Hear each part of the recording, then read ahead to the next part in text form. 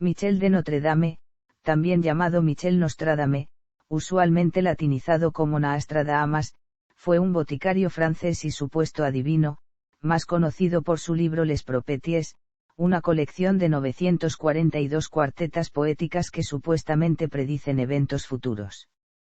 El libro se publicó por primera vez en 1555. La familia de Nastradamus era originalmente judía, pero se había convertido al catolicismo antes de que él naciera. Estudió en la Universidad de Aviñón, pero se vio obligado a dejar sus estudios después de poco más de un año cuando la universidad cerró debido a un brote de la plaga. Trabajó como boticario durante varios años antes de ingresar a la Universidad de Montpellier, con la esperanza de obtener un doctorado, pero fue casi inmediatamente expulsado después de que se descubrió su trabajo como boticario. Se casó por primera vez en 1531, pero su esposa y sus 2 hijos murieron en 1534 durante otro brote de peste. Trabajó junto a otros médicos contra la plaga antes de volver a casarse con Anne Ponsarde, con quien tuvo 6 hijos.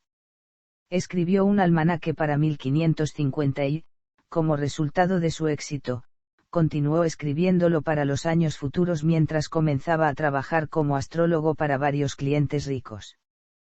Catalina de Médicis se convirtió en una de sus principales partidarias.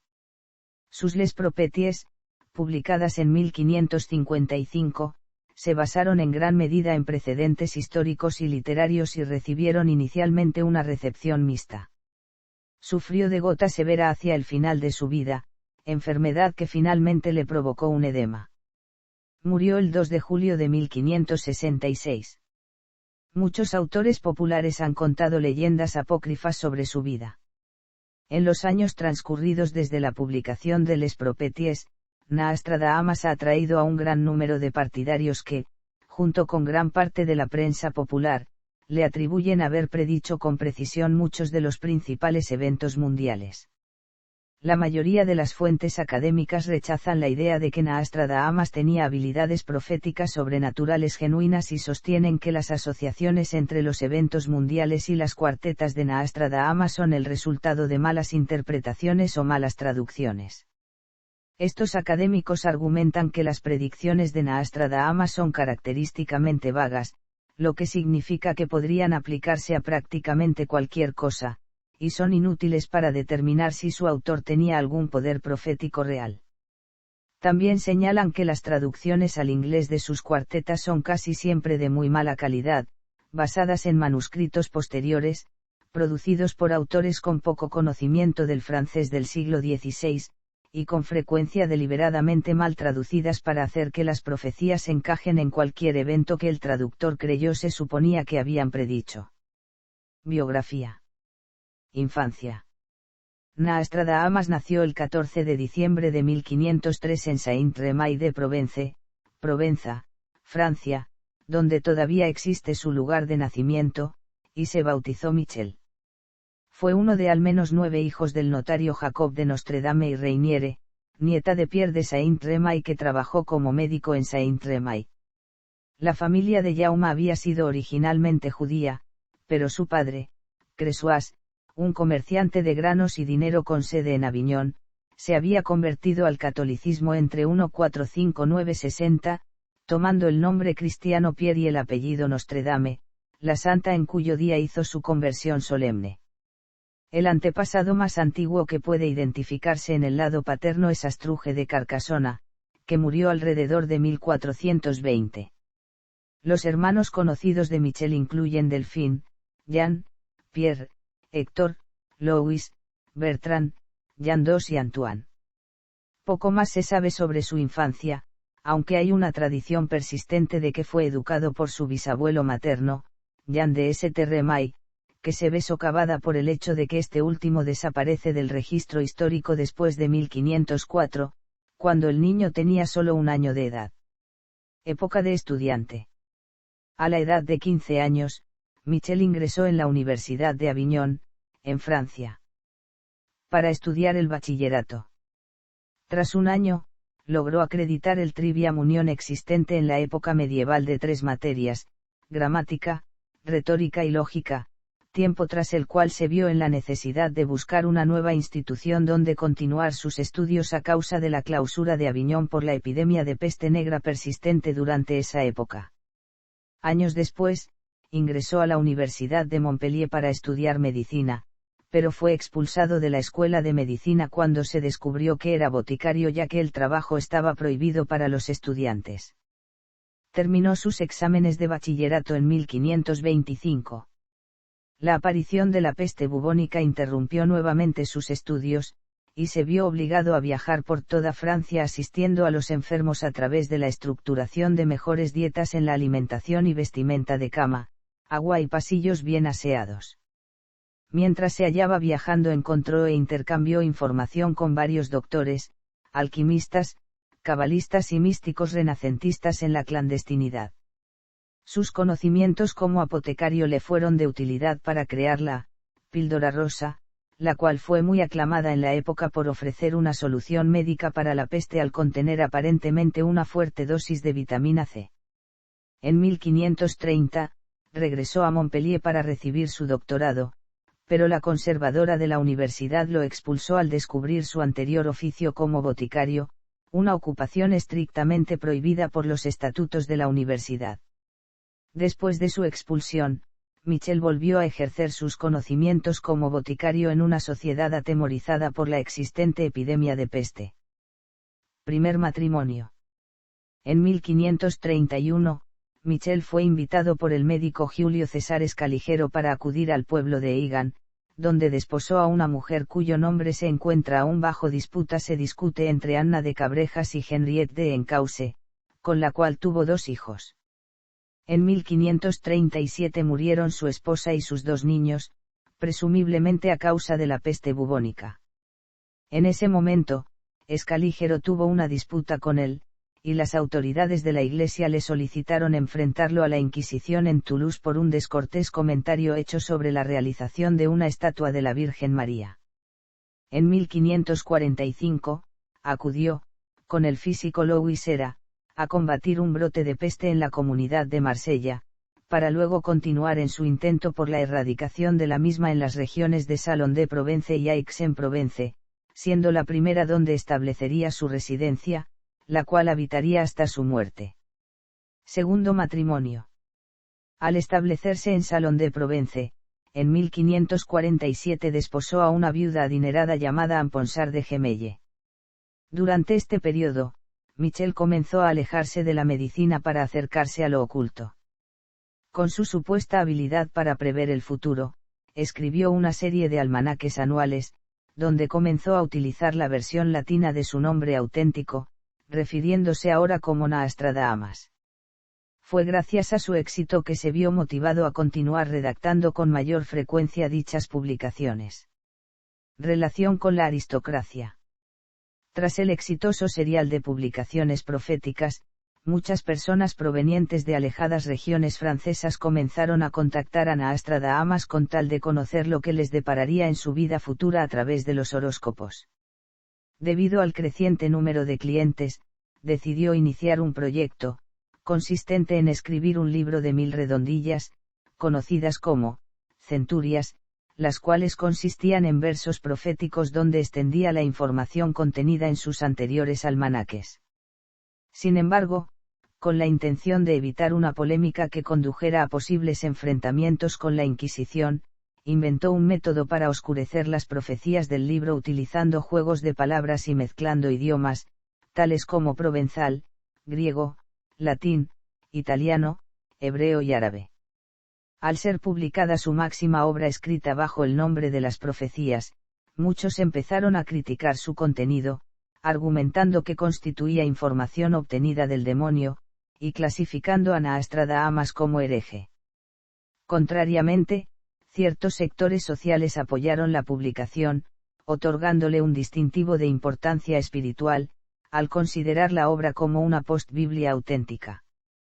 Catalina de Medici, esposa del rey francés Enrique II, se pronunció como una de las más grandes admiradoras de Nostradamus, tras leer cada uno de sus almanaques publicados. Debido a ello, lo invitó a París para preguntarle sobre el futuro de sus hijos a través de horóscopos. Últimos años y muerte. En sus últimos años en Salaán de Provence, Nástradamus sufría de insuficiencia cardíaca, artritis y gota. Hacia 1566, la gota se convirtió en un edema cardiopulmonar, que le causaría la muerte. A finales de junio de 1566, hizo llamar al notario Roche para redactar su testamento.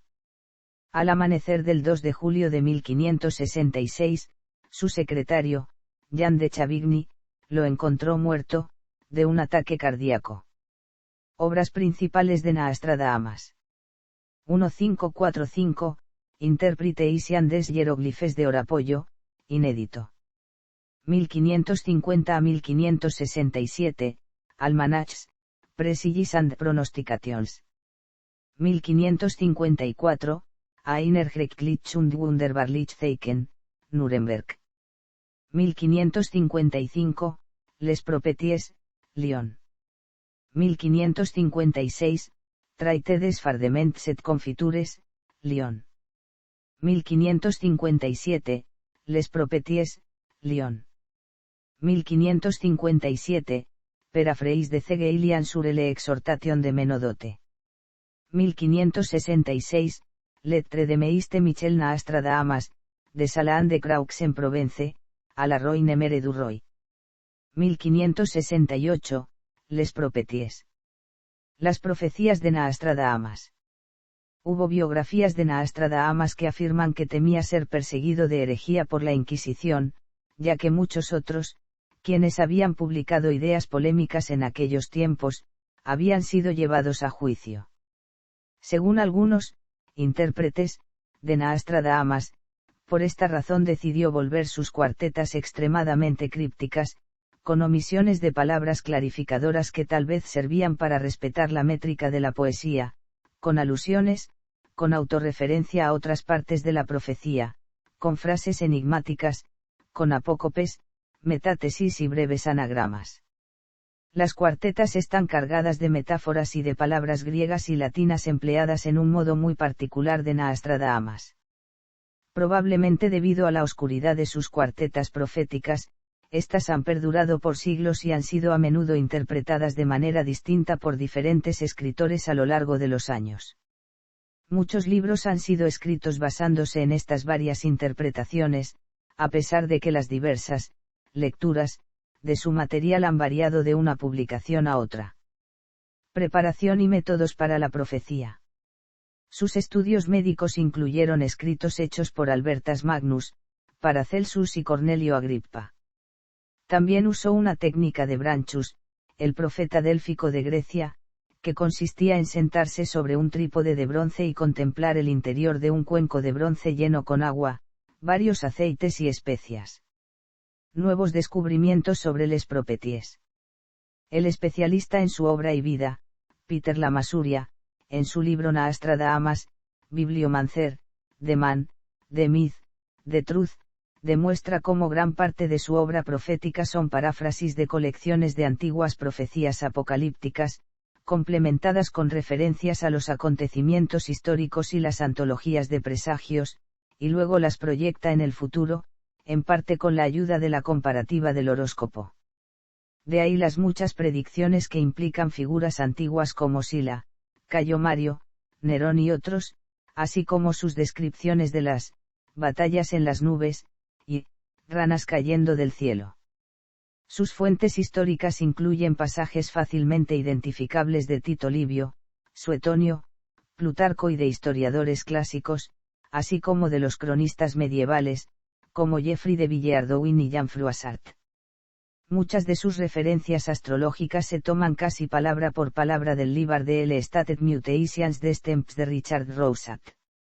Una de sus principales fuentes proféticas era, evidentemente, el Mirabilis Liber de 1522, que contenía una serie de profecías por Pseudo-Metodio, la Sibila Tiburtina, Joaquín de Fiore, Savonarola y otros. Este libro tuvo un éxito considerable en la década de 1520, cuando pasó por media docena de ediciones, pero no ejerció gran influencia, seguramente debido a que su texto estaba escrito en su mayoría en latín, escritura gótica y muchas abreviaturas difíciles. Nostradamus fue uno de los primeros en volver a parafrasear estas profecías en francés, lo que puede explicar su popularidad. Cabe señalar que las opiniones modernas de plagio no se aplicaban en el siglo XVI. Autores frecuentemente copiaban y parafraseaban pasajes sin el reconocimiento de sus autores, especialmente de los clásicos. La última investigación sugiere que él puede de hecho haber utilizado bibliomancia. Críticas. Los críticos sostienen que su reputación como profeta ha sido construida por intérpretes de nuestros tiempos, que hacen calzar sus palabras con eventos que ya se han verificado o que son tan cercanos que pueden ser considerados como inevitables, un proceso conocido como precognición retroactiva. Hay quienes sostienen que ninguna cuarteta de Nostradamus ha sido interpretada antes de que un determinado acontecimiento previsto por ésta se haya cumplido, o son de significado muy genérico. Incluso existen famosos ejemplos dentro del Les Prophéties que atentarían contra la capacidad profética de Nostradamus. Por ejemplo, la más famosa de las cuartetas, la 72 de la Centuria 10. El especialista en su vida y obra, Peter Lamasuria, llegó a la conclusión de que Nostradamus no fue profeta ni clarividente, sino simplemente un ocultista que empleó varios métodos arcanos para oscurecer las profecías del Mirabilis Liber y eventos pasados.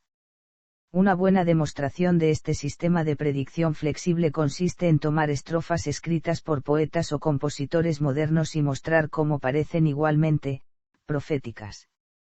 Se pueden usar una serie de trucos para hacer profecías, tales como hacer profecías ambiguas, profetizar hechos que suelen ocurrir a menudo, etc. Algunos escritores creen que Nostradamus no escribía como profeta, sino que comentaba eventos que pertenecían a sus tiempos, pero para evitar persecuciones escribía de manera elusiva y utilizando un lenguaje críptico y metafórico. Esto sería parecido a la interpretación preterística del Apocalipsis de Juan, tal vez quería simplemente escribir a propósito de eventos contemporáneos, pero con el pasar del tiempo sus escrituras fueron interpretadas como profecías. La mayor parte de las cuartetas tratan sobre desastres de varios tipos, que incluyen epidemias, terremotos, guerras, inundaciones, asesinatos, sequías, batallas y otros temas parecidos. Algunas profecías son genéricas, sin precisar lugares y fechas, otras parecen tratarse de un personaje o de un pequeño grupo de personas.